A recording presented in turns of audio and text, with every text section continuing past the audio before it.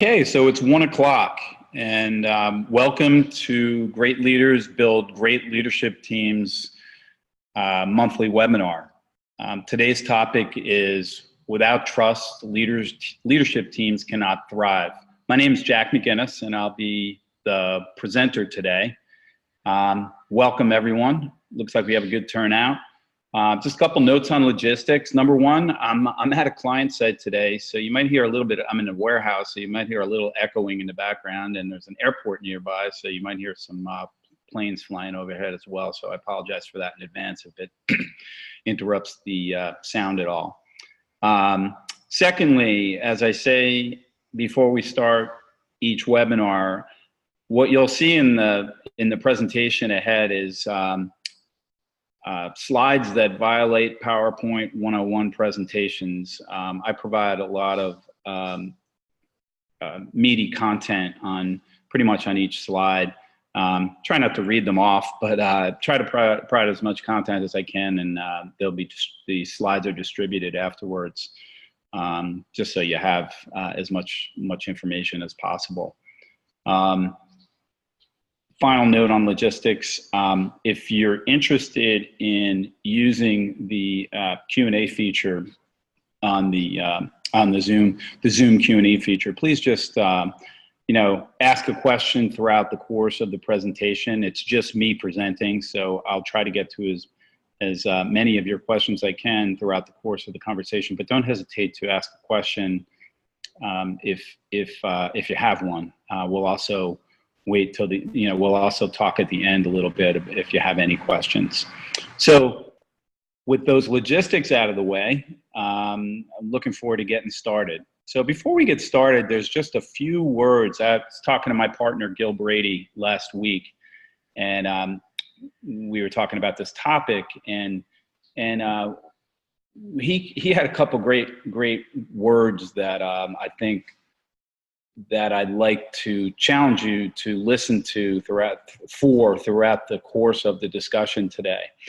The first one is assumptions, and the second one is disappointment.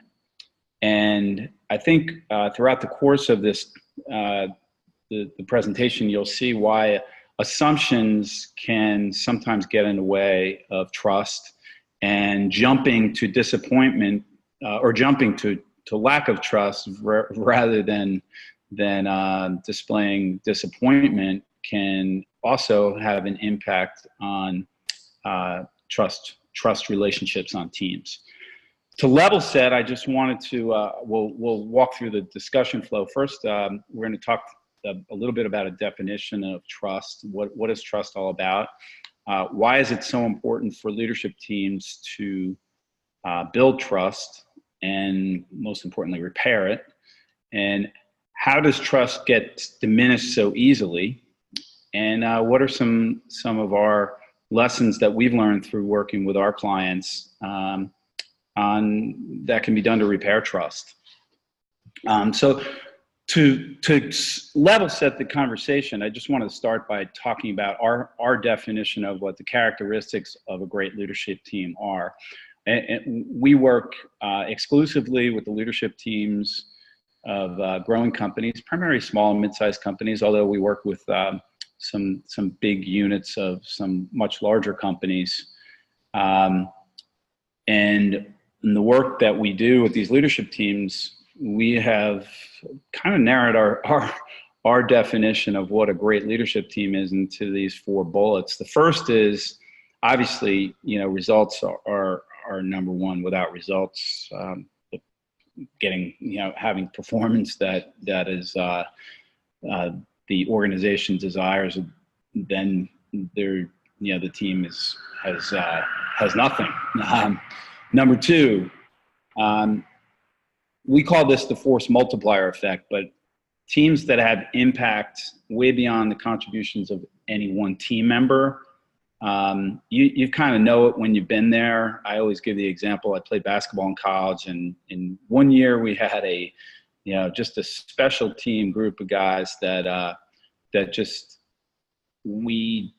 didn't necessarily have the most talent in the world, but we put it all together, and definitely the contributions of any one team member. We're not as great as the impact of the whole group of us.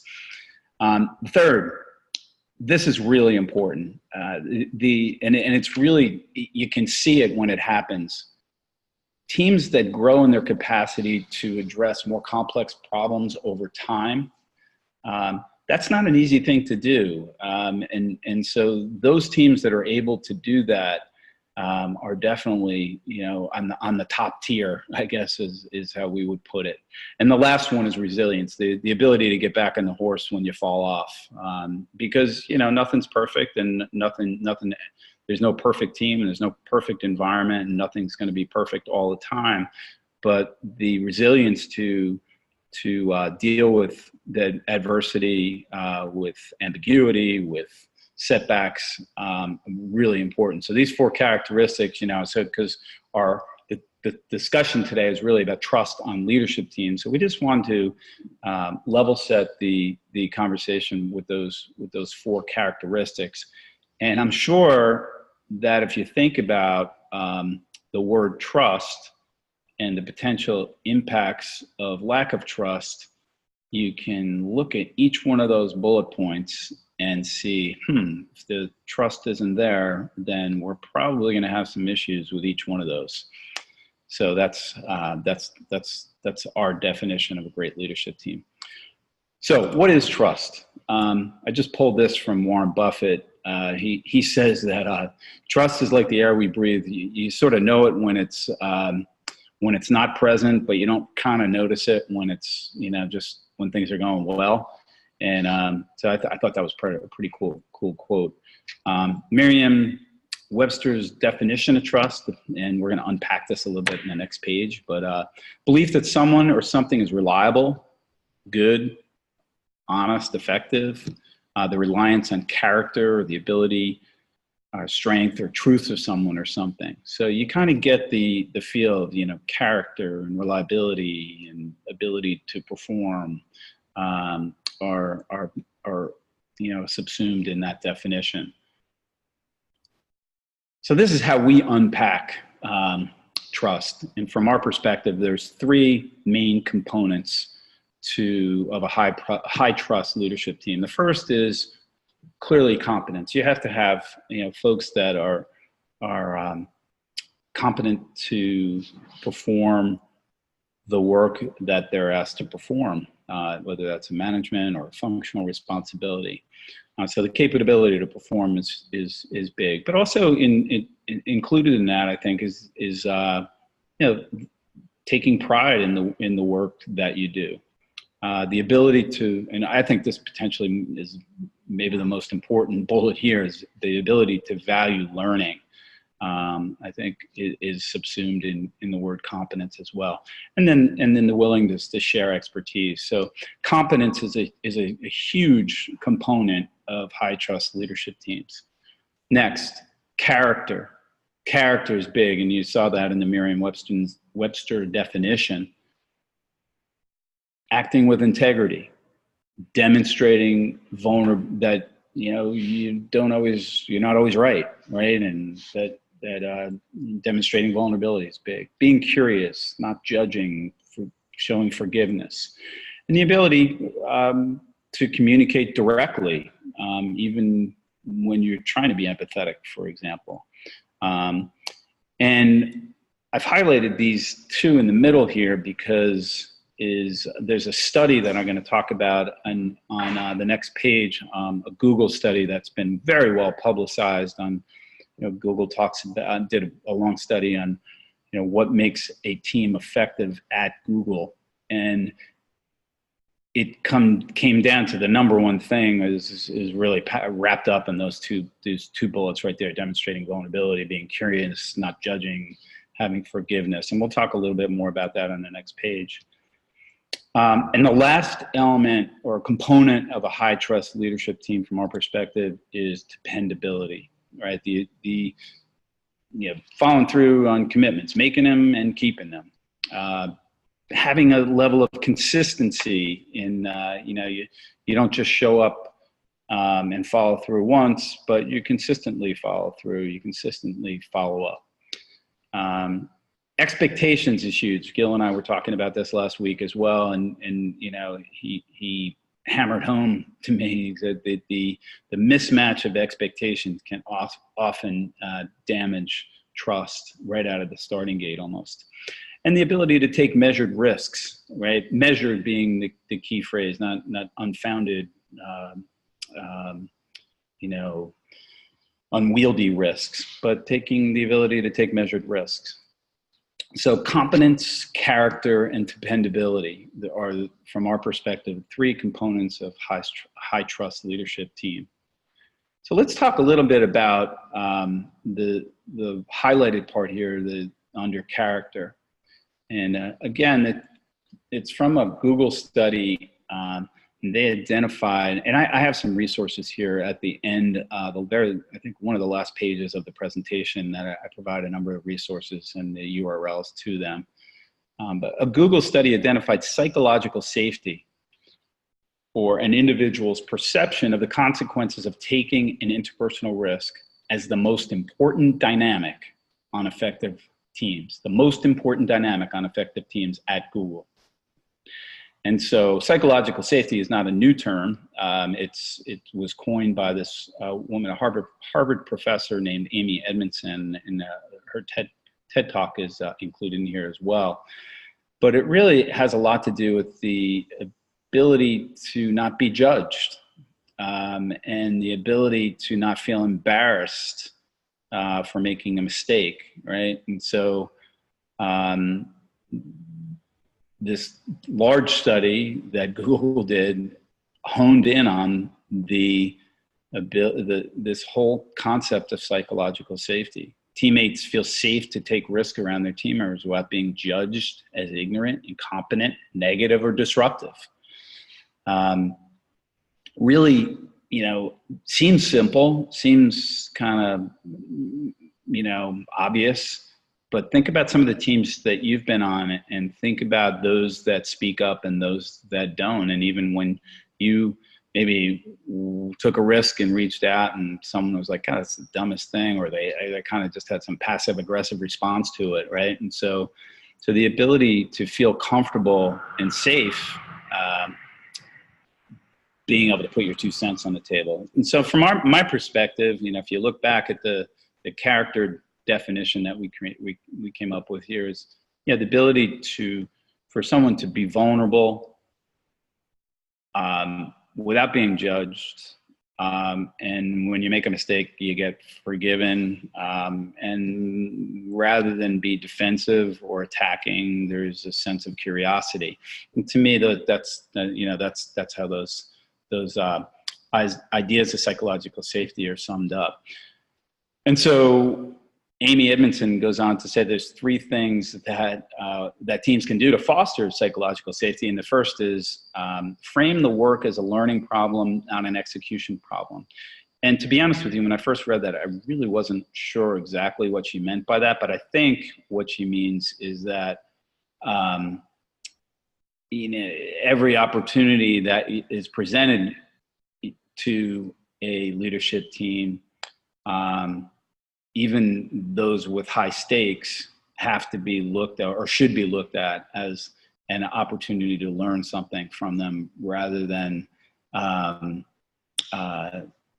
just as a linear path of screwing up execution. That's kind of how I saw it, at least, anyway. And anyone else had any other thoughts on that? I'd love to hear it. Also, the ability to acknowledge your own fallibility, or again, be vulnerable, and then asking lots of questions, being curious. It's a great article in last month's, I guess they do bi-monthly now, Harvard Business Review. It's called The Business Case, or The Case for Curiosity. And it's a great discussion of the importance of curiosity for innovation and for psychological safety. So let's move on now to, we've talked a lot about what trust is. And so why is it so important for leadership teams to have trust on their teams? So according to the head of industry at Google, while this study was being done at least, he claims that there is no team without trust. And I think that's a pretty strong statement. I mean, we coined the title of this webinar as leadership teams can't thrive without trust. They certainly can survive, but they can't thrive or perform as well as they otherwise could without trust. And that's our perspective. So he's pretty adamant that there's really no effective team without trust.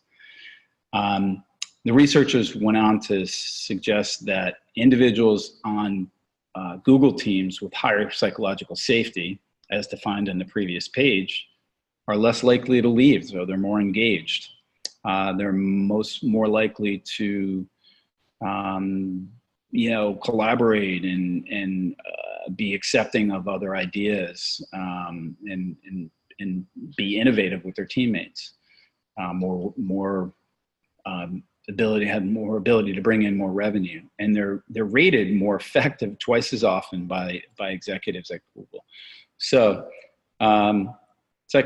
psychological safety is huge, and trust is huge from Google's perspective, at least, and they're a pretty credible entity for the most part. Why is trust so important for leadership teams? Again, this is more our lexicon at Relationship Impact, but from our perspective, trust impacts the keys to building a highly effective leadership team. And from our perspective, there are two fundamental keys that are subsumed in a lot of the other stuff that you saw in the previous slides, but that are subsumed in that really make up an effective team. First is productive dialogue, and the second is accountability. In productive dialogue, we just simply mean the ability to have really good, productive discussions about the most important stuff you're facing in a manner that maybe doesn't completely eliminate hard feelings, but it leaves minimal relational scars, right? And then our premise is that without that ability to have that type of productive dialogue, challenging and debating most important issues, really difficult for a team to hold itself accountable. Clearly, a boss, the team leader, the CEO, the general manager, can hold a team accountable from a power accountability perspective. But if you're really looking to get back to those characteristics of resilience and addressing more complex problems over time and really getting the results that you're looking for in a productive way, then it's really hard for just the boss to hold the team accountable. Really, the best teams are those where they're able to hold each other accountable and support each other while they're holding each other accountable. So those are two important premises from our perspective, two keys to team effectiveness. And so it gets back to, without trust, very difficult to realize the benefits of a great leadership team, and those four characteristics we talked about earlier. So how does it get diminished so easily? How does trust get diminished so easily? Sorry about the planes. I didn't realize we were that close to an airport. But how does it get diminished so easily? So first of all, let's talk about, trust takes two parties, an individual to a group, or two individuals with each other, two groups with each other, whatever, to diminish trust, even if one of the parties doesn't recognize it. All right, it takes two parties. So sometimes, I don't trust you, but you don't even know it, and you trust me, right? And so just wanted to level set and talk a little bit about the fact that there's two parties here. And so I'm going to take us through some scenarios from our perspective, right? We're going to look at a view from the party demonstrating a behavior, and again, the party can be a group or an individual. And then we'll look at a view from the party observing the behavior. So a person or a group behaves with what looks like or is a lack of competence, character, or dependability. But what could be use of overdone strengths. What I mean by that is if I'm really, assertive and aggressive, and that's really one of my strengths as a leader. When I overdo that, I can be I can be arrogant. And so sometimes that behavior is not necessarily lack of character, dependability, or competence. It's just, it may show up like that because I'm overdoing something. Lack of external self-awareness. What I mean by that is don't think about, or we don't care about how others perceive your behavior. I mentioned this on many of my webinars and podcasts over the last 6-7 months, but great book by Tasha Eurich called Insight on Self-Awareness. And it talks about the two sides to self-awareness. That's how I see myself and how others see me, both equally important. The second one is one where, getting feedback and understanding how others see us is one of the harder parts of self-awareness. So in this area, demonstrated behavior, don't really think about or care about how others perceive that behavior. And if we get direct or even indirect feedback, there's a lack of curiosity potentially about why others might be reacting or providing the type of feedback. Could be a passive aggressive reaction. It could be a direct feedback. It could be, sort of indirect, kind of nice, kind feedback, but we respond maybe defensively or lack of curiosity. And that's, that can lead to diminished behavior. And then finally, we jump to, instead of maybe being disappointed in the other party we're dealing with, we jump right to a lack of trust, and really I think we stop wanting to learn, we stop being curious. And so that, so viewed from the party demonstrating behavior, you might behave in a certain way. We don't think or care about how others look at us. When we see some behavior, we might not really be curious about it. And finally we jump to, well, I'm getting this reaction, so I just don't trust their intentions. So a view from the party observing the behavior. Let's look at this a little bit from the other side, right? Observe behaviors that are based on my expectations, that aren't necessarily in sync with my experience, right? And so someone behaved in a certain way, and then that's not what I was expecting. I was expecting them to do this. And that's not how I would have done it, that type of thing. And make assumptions without understanding others' intentions. They see the behavior, but they don't necessarily understand the intentions or the motivations. And unfortunately, sometimes when we make assumptions, they're not true. And that can be really devastating. If we make an assumption about why someone did something and we assume that they did it because they were lazy or they were arrogant or they were deceitful, when in fact that wasn't the case, the behavior looked like that, but their intention was not that, then we can get ourselves in trouble.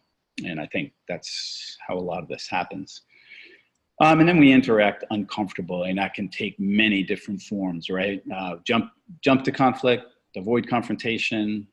I think in the work that we do, avoid confrontation is probably one of the biggest things we see is people just don't like to confront each other. And I don't mean yell at each other. I just mean confront each other about behaviors they're seeing that they might not appreciate. Or act passive aggressively, or many other, it could take other forms as well, ignoring, whatever. And then again, jump to stop trusting. We bypass disappointment in some. And this is what Gil was getting at with me last week is, when he was relaying a story about, a conflict he just had, an interaction with his wife. And he said, I never once jumped to not trusting her because she didn't do what she said she was going to do. I just was disappointed that she didn't do it and recognized that it was because she likes to help other people. And the fact that she didn't do what she didn't do is because she was out helping other people. So That as an example. So bypassing disappointment, that's kind of Gil's phrase, and I really like it. It's jumping to, instead of maybe we can be disappointed, we don't have to jump to not trusting someone and stopping being curious and learning. So these are our kind of our perspectives, our takes on how trust can get diminished so easily from both the perspective of the observing and the behaving party. And so what can be done to repair trust, right? And I think if you go back to the scenarios, right, both the observing and the behaving parties, there's something called a confirming orientation versus taking a learning orientation, right? Trust is extremely difficult to repair because when it's diminished, learning often stops, and we go to a place where we have a confirming perspective where I can't trust them because they never keep their commitments, or I can't trust him because he acts without consideration of any of the unintended consequences. And those are natural reactions. They're ones that I have quite a bit, no question about it. And however, if you can get yourself to look at situations when you feel lack of trust and try to turn the tables on it, the confirming perspective into a learning perspective, the benefits can be pretty dramatic. So, for example, rather than say, I can't trust him because he's simply not competent, potentially a phrase you might use is, can we spend a few minutes talking about how the work we do impacts each other? I don't trust them because they are always pointing blame at us. Boy, that's worded poorly. Sorry about that. I recognize that sometimes we have made mistakes. Would you be open to have a constructive discussion with us on how we can improve? And I recognize that these are not easy, and I recognize that sometimes it sounds like soft, touchy-feely stuff, like we're maybe acquiescing or giving in. But if you're looking to have a good outcome and turn untrusting relationships around, what other choices do you have? Obviously, you can fire people, or you can, or you can just live with a lack of trust, which is a tough place to be. Okay, so what can be done? Here's our 3-step model for what can be done to repair trust. And obviously, it's not as simple as a 3-step model. It's time consuming. It requires leadership. It requires commitment from all parties. But these are kind of the buckets of work that we believe are really important for repairing trust. First, there's got to be some sort of leadership demonstrated. And that could be the formal leader, or it could be another leader on the team that's working with the formal leader that says, hey, we got some trust issues going on here that are at the root of some of the problems we're having. And number one, getting the team to acknowledge that there are some trust issues.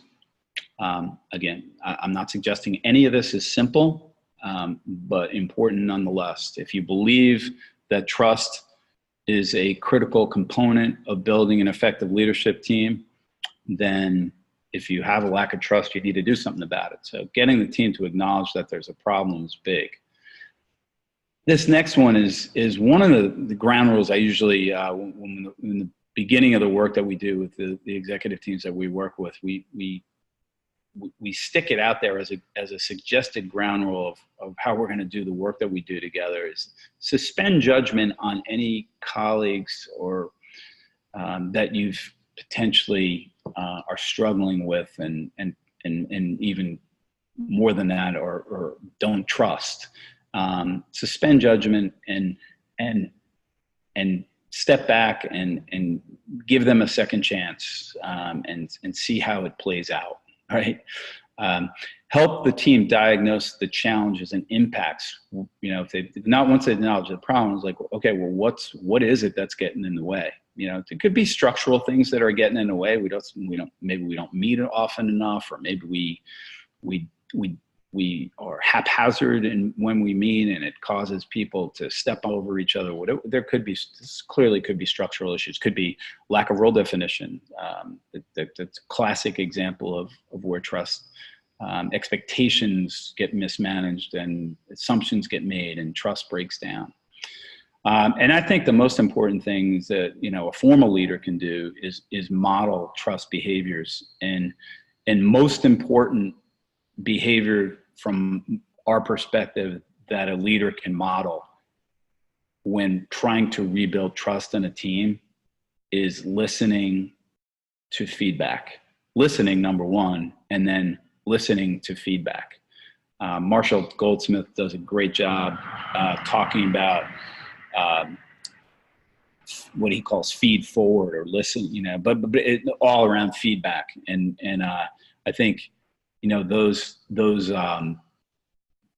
leaders that can model the ability to listen and take feedback well, without defensiveness, without the passive aggressiveness, without retribution, for sure, are going to go the furthest in being able to help its team on a way of repairing trust.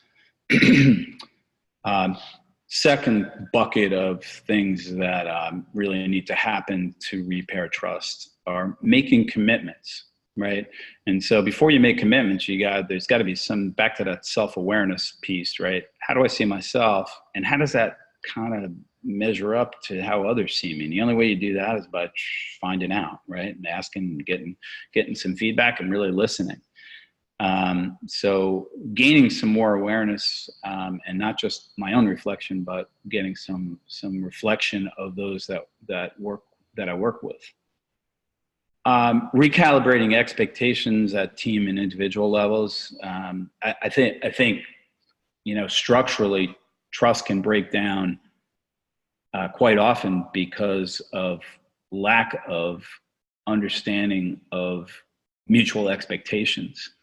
And so recalibrating and having discussions about what expectations are at the level of the team and the level of the individual, and not just at the level of role, but the level of, behavior. How are we going to treat each other? How, what's our level of responsiveness to each other? That type of thing. Recalibrating those expectations is really, really important.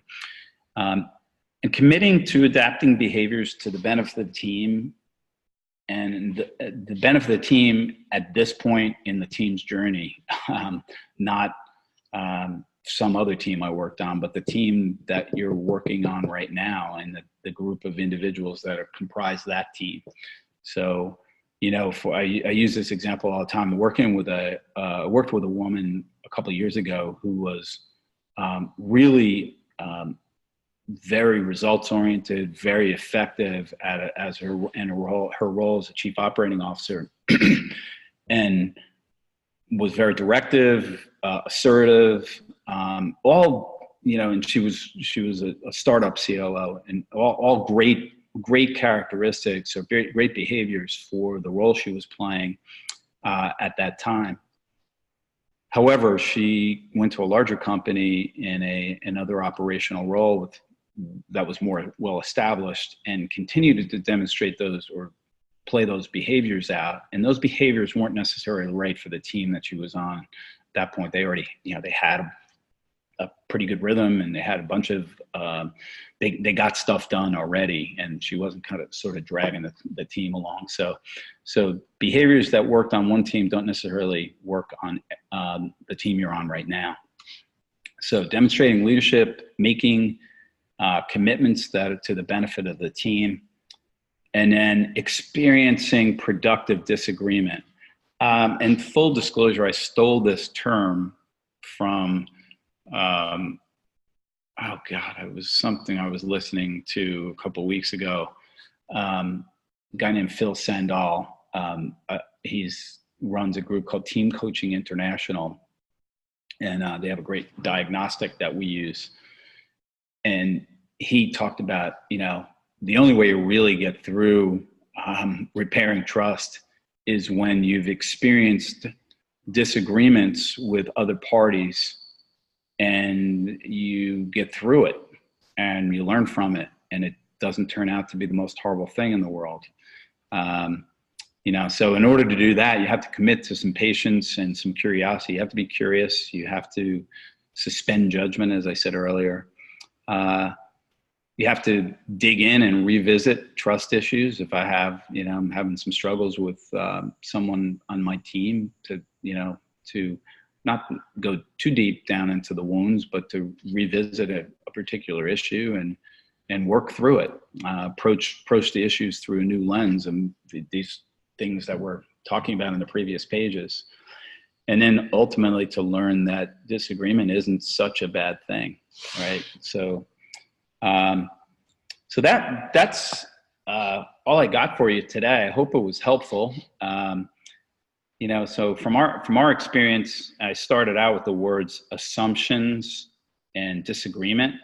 And I hope throughout the course of the discussion, you could get why those were two such important words. Assumptions really contribute to assumptions about behaviors